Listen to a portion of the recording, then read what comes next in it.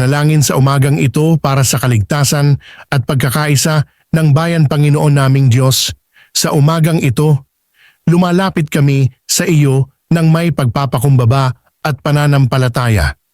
Ipinagdarasal namin ang aming buong sambayanan, ang bawat pamilya, manggagawa, pinuno at lahat ng mamamayan. Idinadalangin namin ang inyong patnubay at proteksyon sa gitna ng mga pagsubok na aming kinakaharap bilang isang bansa.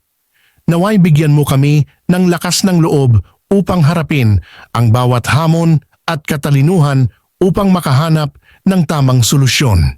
Hipuin mo ang puso ng aming mga pinuno upang sila ay mamuno ng may katapatan, pagmamahal sa bayan at malasakit sa kapwa.